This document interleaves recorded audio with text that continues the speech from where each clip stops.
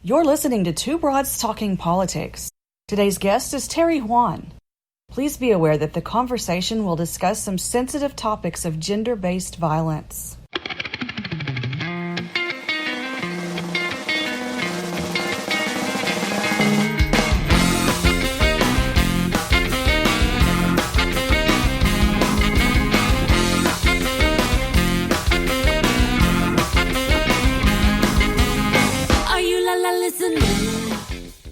Hey everyone, this is Kelly with Two Broads Talking Politics. I'm here with my co-host Sophie. Hey Sophie. Hey Kelly. And joining us today is Teri Yuan, who is an intersectional feminist, the producer and host of the Engendered podcast, a survivor and domestic violence advocate. Hi Teri. Hi, thank you for having me. Yeah, thanks so much for joining us today. So maybe just to start, you could sort of unpack a little bit of how I just introduced you. Tell us a little bit about yourself and the podcast and the work that you do. Sure. So I'm a survivor of intimate partner violence and coercive control. As an intersectional feminist, that means that the lens through which I understand sexism and institutional oppression of women is connected to all forms of other oppressions, including race and national origin and immigration status, etc. And because of my experiences as a survivor and as an advocate for other survivors, I'm working and living in New York City. I started a podcast over a year ago called Engendered that uses gender as a lens to understand power, privilege, oppression, and violence. So then let's talk some about sort of the moment we're in historically in this country and in the ways in which these kinds of things are really coming to the forefront. So, you said you started this about a year ago. Was that because of the political moment that we're in? Was it because of the work that you were doing? How did that come about? Well, I started a year ago because I'm part of one more formal, one less formal advocacy organizations in New York City. One of them is called the Gender Justice Task Force, and the other one is the Domestic Violence Task Force of New York. And the latter is actually run by the mayor's office to end domestic and gender-based violence. And they invited me to be a survivor member in January of 2018. And as part of the work that I was doing, being part of that task force and in several committees, I saw that there was this gap in both an understanding of what the definition of domestic violence, intimate partner violence was. And therefore, I found it problematic because if we don't have a shared definition, then we can't define a shared goal and we're not moving towards it collectively.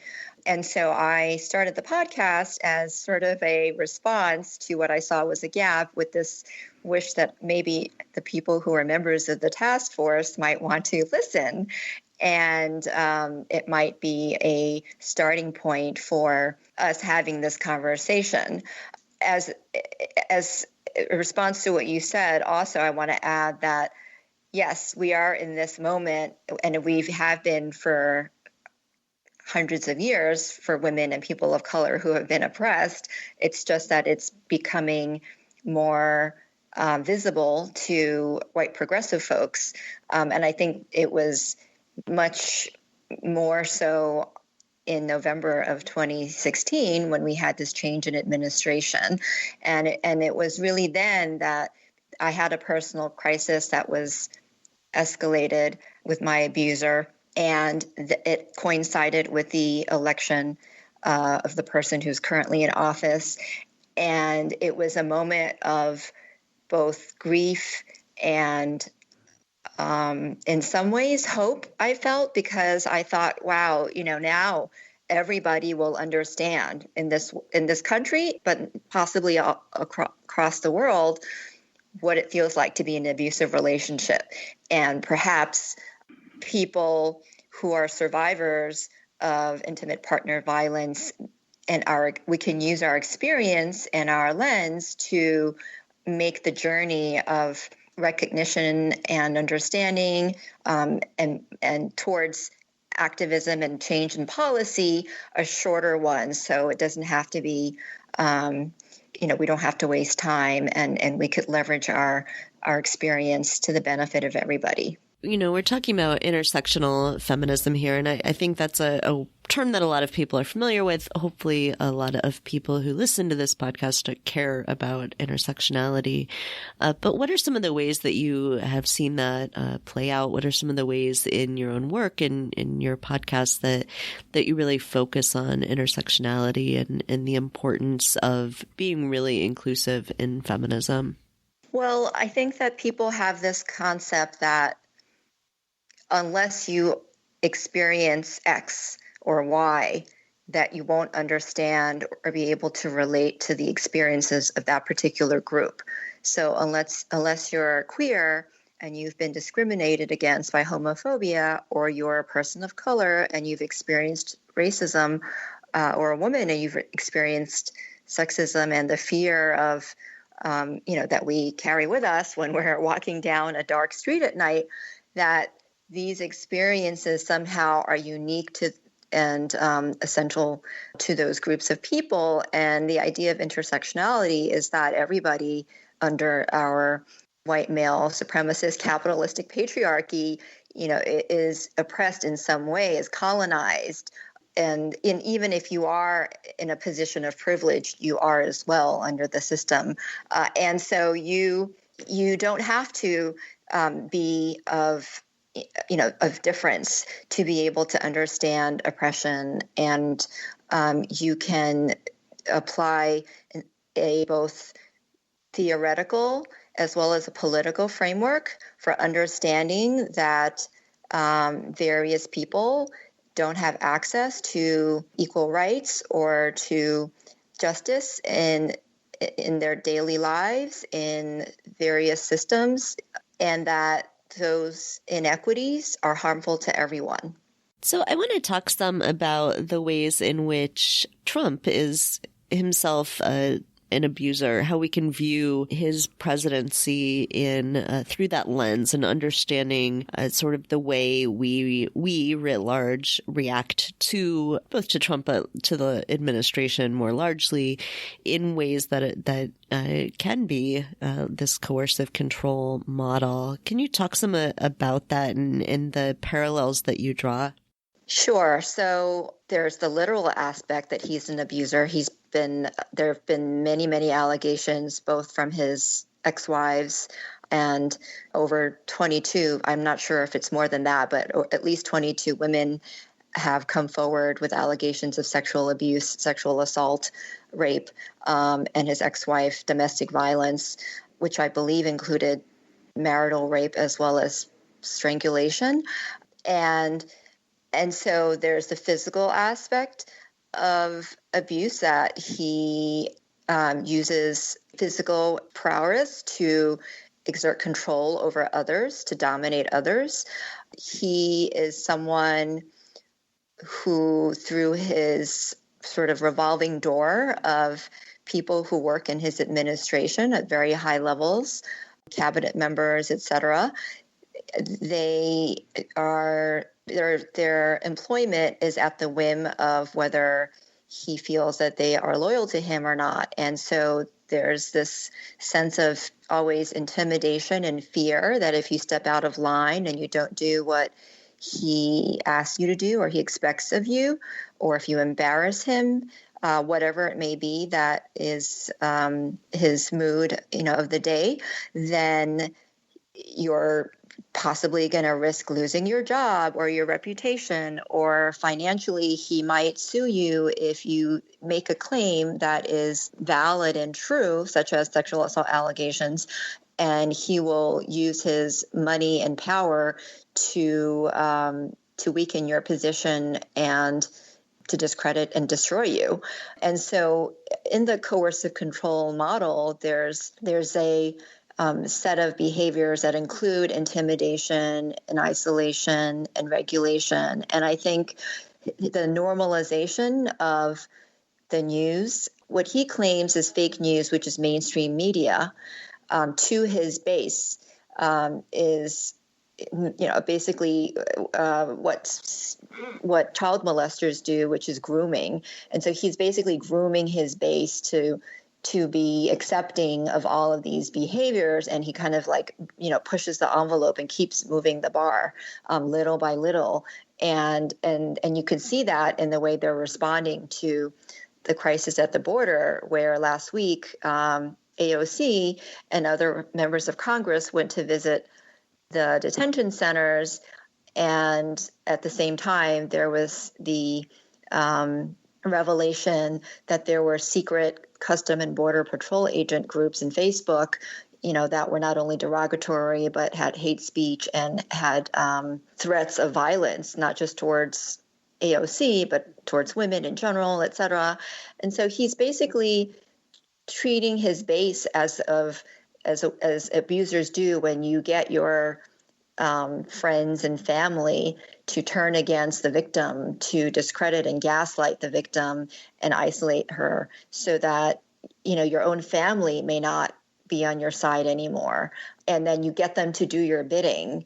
And so this kind of behavior, unfortunately, is very well known to survivors. And I think what's keeping so many people who are woke, and progressive from making those connections is because it does take time. There is a level of unwillingness to accept, or maybe even denial, that this could be happening. And then there's, of course, those people who think that, quote unquote, abusers may change.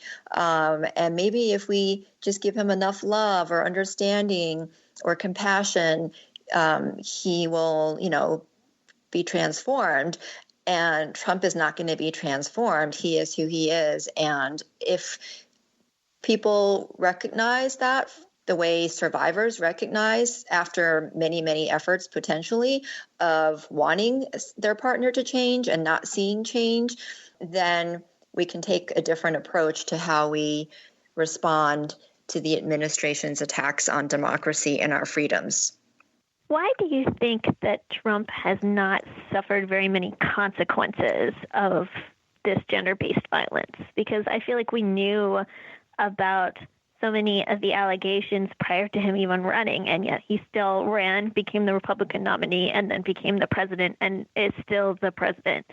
Why do you think that he hasn't suffered a whole lot of consequences, even outside of his base, for the violence that he's done? So I think people underestimate the extent to which sexism and misogyny is internalized.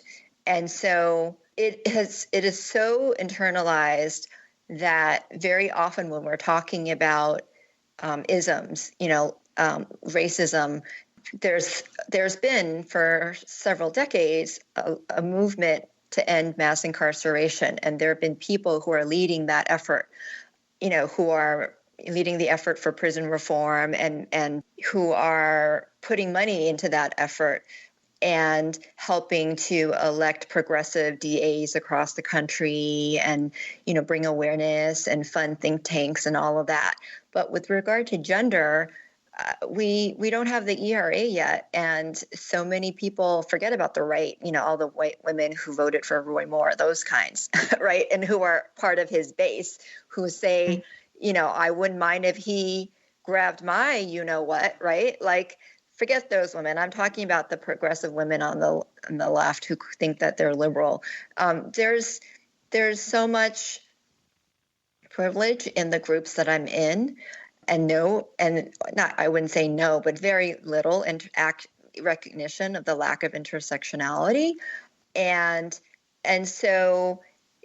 When you're in a situation where women don't even recognize the threat of everyday sexism and misogyny, how systemic it is, and then they become shocked, when they become a victim of rape, let's say, or sexual assault, and how the numbers for convictions are so low. And then you hear all these cases and they think, oh my God, like in New Jersey, a few weeks ago, there was a judge who got his case appealed by the Jersey appellate courts, thank God, who basically was defending, this rapist and who had videotaped, the rape and making negative remarks about the victim and what her coming forward would do to his reputation. I mean, there's just so much enablement by people in society in all different places of power who don't understand, number one, who don't possibly support equality, and then number two, don't understand, and if they were to understand, I don't think it would take a lot to change them. And so the representation that we have in our courts, in our, I don't mean just federal courts, but in our family courts, in our Supreme Courts, in our local government, all of these people still just don't understand the dynamics of abuse and trauma and how it infiltrates every aspect of our society and drives poverty and addiction and homelessness and all of the connections. And if we actually were able to see it and show it, which I try to do with my podcast, people still resist because it's so hard to look at because they haven't dealt with their own possibly levels of abuse in their own lives. And then they would have to look at their own relationships with their husbands, with how they raised their sons, with how their fathers treated them, etc. And there's just too much to have to confront. And so it's better to just look away. What do you think the long-term effects of, having this current administration? I know you said, what I was thinking is hopefully having this president will bring everything to the fore and we'll all talk about it more and recognize it more. So there are potentially theoretically good long-term effects, but what are the long-term effects for all of us of being under administration that is abusive, of being under a president that is abusive? And obviously there's the sort of interpersonal long-term effects, but also the policies and revoking of policies that are there to help people. What do you think the sort of long-term, how this is going to affect us? My first thought when the night of his election, God, I'm getting teary-eyed thinking about it. It was so traumatic, was this man is going to be ushering a whole generation of rapists. That was my first thought. And I hope, that I can do my part in raising my child, my son, to not be one of them, to be a feminist. And so, obviously there's the sort of policy impact of, I don't know what the number is, but the hundreds of people that he's placed in the appellate and federal courts, who are in their 40s and 50s and possibly can be on the bench for at least 30 to even 40 years. And so for the rest of my life, I'm not sure how old you guys are, but I know for the rest of my life, I probably won't be able to see a shift back to more moderate and maybe even progressive courts. And that makes a big difference when it comes to enforcing and interpreting the law to the benefit of people who are being mistreated, in their homes, in their workplaces, by institutions. And we see that now where there are some, positive results that we're getting for immigration, at the federal level and on abortion, reproductive rights. But if these things were to continue on and those cases get brought back up to the appellate or federal judges that this man in office has appointed, then I can, and of course the Supreme Court is, majority right wing now. So I could see how it's going to be a long time before we can see enforcement of laws and even implementation of laws to actually meet the gaps. And then on a collective level, I think, when survivors are experiencing this kind of abuse, if we don't name it, like so many people, especially his base, of course, if, they're already disenfranchised, I want to generalize, but I think that if you're supporting him, then you're not educated, whether it's formal education or, informal in some ways. You're not, really getting the right education. And so you might, be economically disenfranchised, and those folks, are not going to be tending to the ways in which, he's hurt them.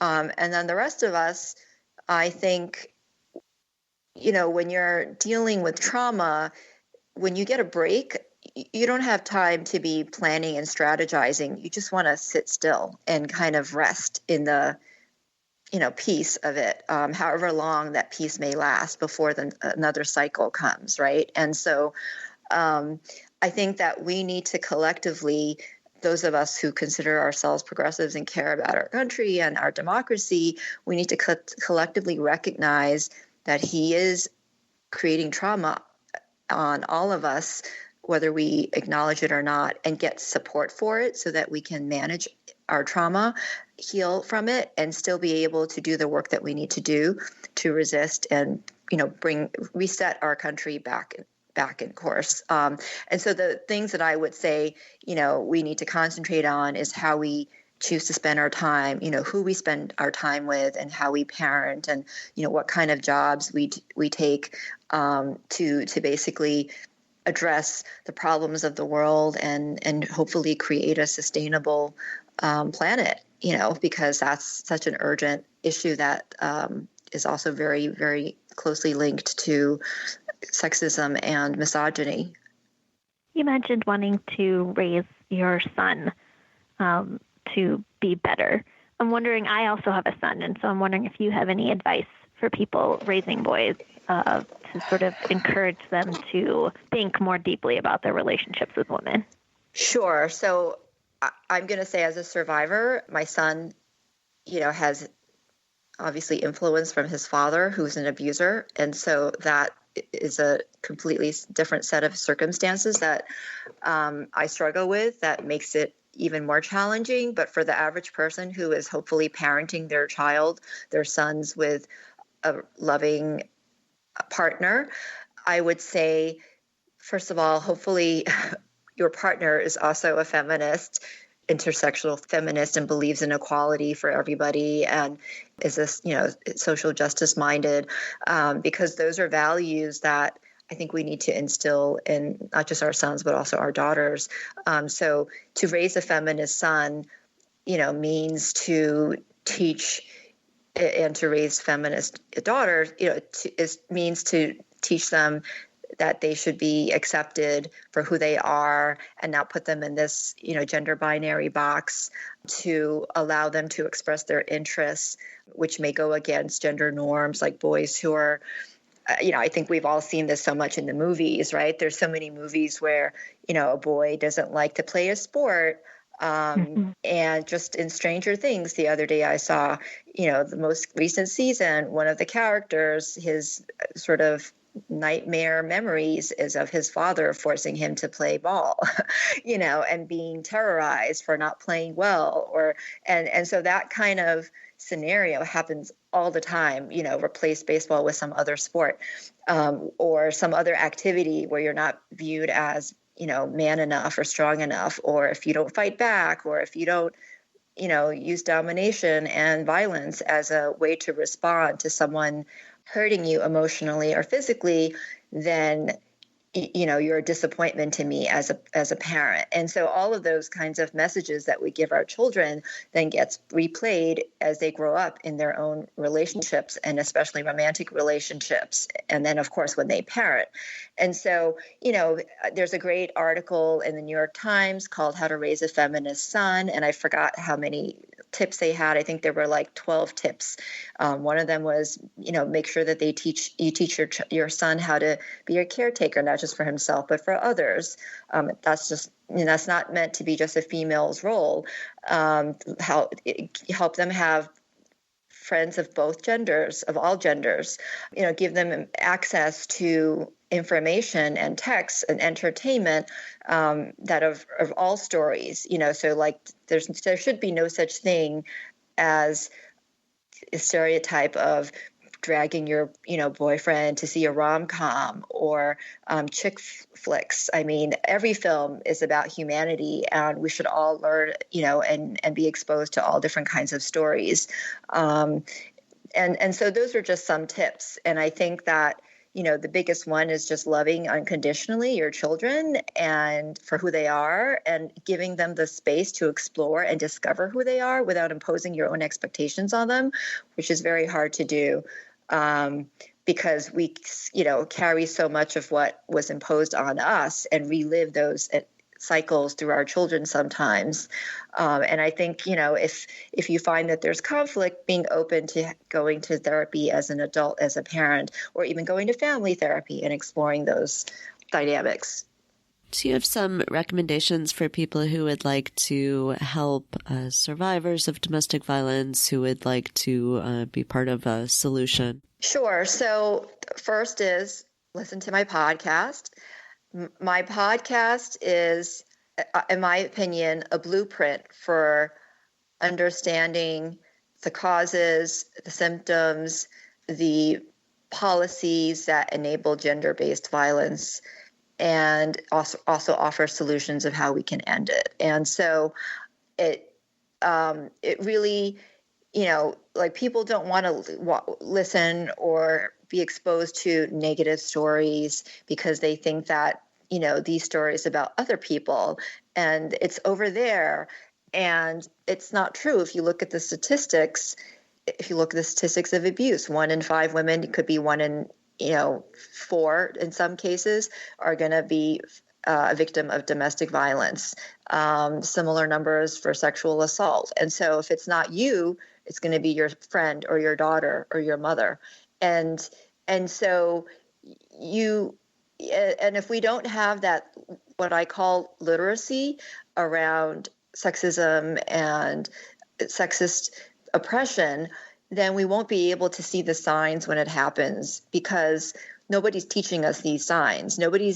When we're young, nobody's saying these are the ways that, people can keep you entrapped in a relationship, through gaslighting, through like coercive control that I meant, and through kind of manipulating with your mind and senses and harming your self-esteem and attacking your confidence and your trust in your own instincts, and isolating you from your friends little by little and your support network. Like, these are things that we're not taught to sort of be aware of. And so the more we hear these stories, the less we're likely to doubt, and the more hopefully we're likely to believe survivors when they come forward. And that survivor could be your child, who's disclosing.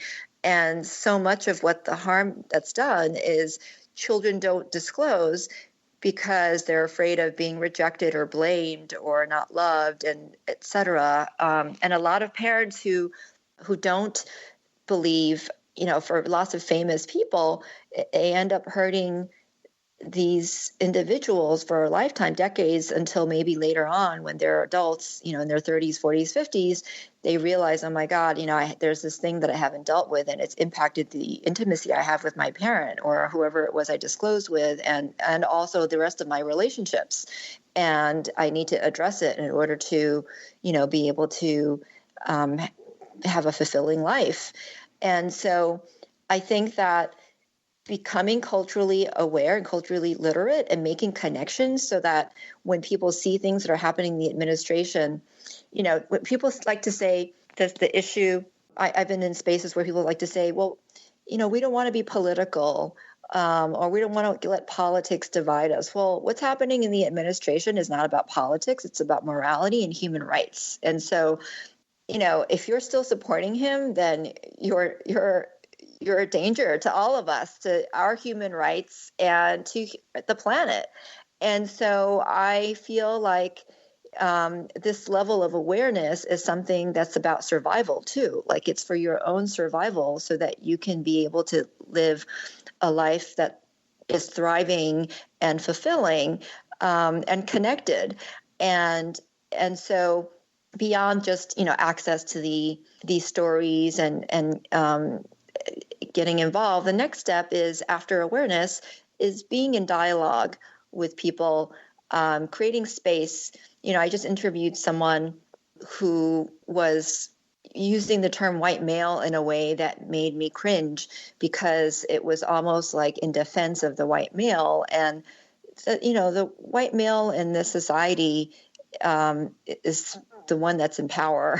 And so what we need to do is for the white male to create space to have dialogue with all other groups, with women, with people of color, with non-binary folks, and create safe spaces so that we can have dialogue about what we can change for the better collectively, rather than complaining about losing their power and their ability to speak, And so listening is a big deal. And then being in education, so reading books. And then hopefully at some point you're going to be activated to do something about it, be an advocate, go, volunteer at a shelter, or, go help with voter drives and registrations. Make sure that 2020 is a success for all of us. Otherwise, really, the lives of our country and our planet is at stake. All right. Well, Teri, thank you so much for joining us on the podcast today. And we will put up links on our website for your podcast so people can check that out as well. Thank you both for having me. Thanks for listening to Two Broads Talking Politics. Our theme song is called Are You Listening? Off of the album Elephant Shaped Trees by the band Immunuri, and we're using it with permission of the band. Our logo and other original artwork is by Matthew Weflin and was created for use by this podcast.